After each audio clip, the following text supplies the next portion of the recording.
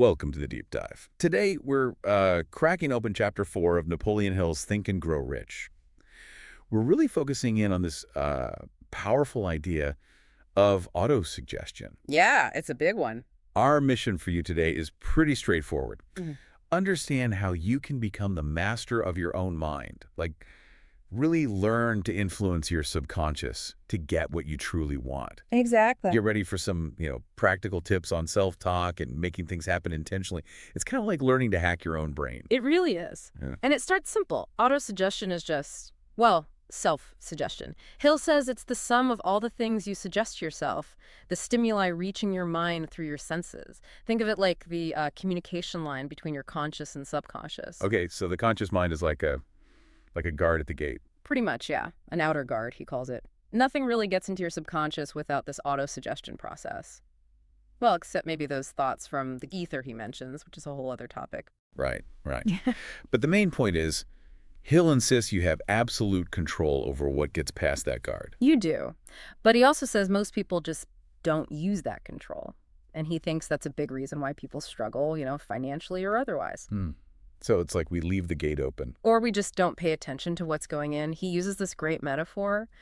Your subconscious is like a really fertile garden. Okay. If you don't deliberately plant the seeds you want, positive thoughts, creative ideas, then weeds, destructive thoughts, they just grow automatically. They'll fill the space. So you have to be intentional. Autosuggestion is the tool for planting the good seeds. Exactly. It's about active cultivation, not just letting things happen. And this leads to something really interesting Hill emphasizes. It's not just any thought that works, is it? Oh, absolutely not. This is key.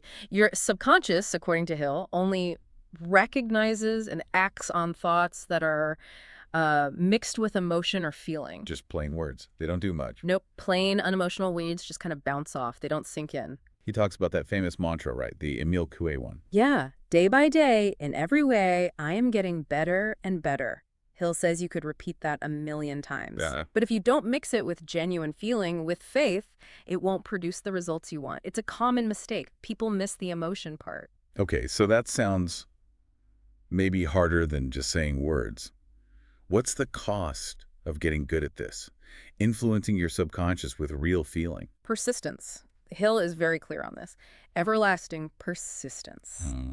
Don't get discouraged if you can't control or generate those feelings right away. Reaching and influencing your subconscious takes consistent, dedicated effort. There's no something for nothing. Right. It takes work. So let's get practical. How do we actually do this? How do we command the subconscious, as Hill puts it? Well, he ties it right back to the steps in the desire chapter. Remember those 6 steps? Vaguely, yeah. Defining your goal, timeline. Exactly.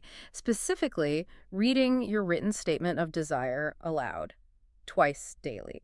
And crucially, as you read it, you need to see and feel yourself already having achieved it. Yeah. Already in possession of the money or whatever the goal is.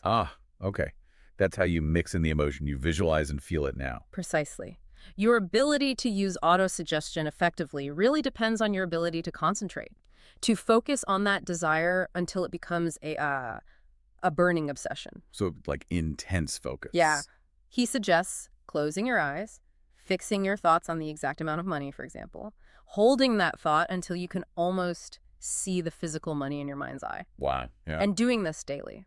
Seeing yourself holding it, having it. He calls it a legitimate trick, right? Tricking your subconscious. Sort of, yeah. Yeah. By repeatedly giving it these emotionally charged orders with absolute faith, you make your subconscious believe that the goal is already achieved, or at least inevitable, and you make it believe that it must give you the plans to get there. Okay, so you demand the plans from your subconscious. You demand and expect them. And here's another crucial part.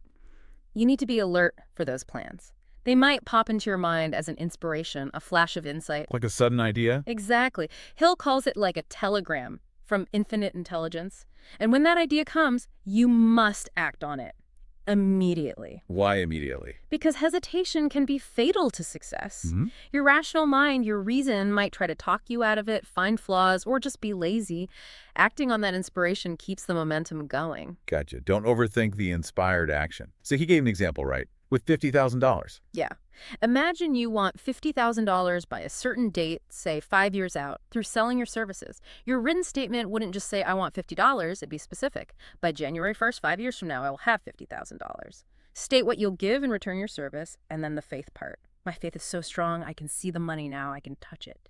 Okay, that really paints a picture. It embodies the feeling. That's the goal. So the summary of his instructions is basically, 1, find a quiet spot, maybe in bed at night. Close your eyes.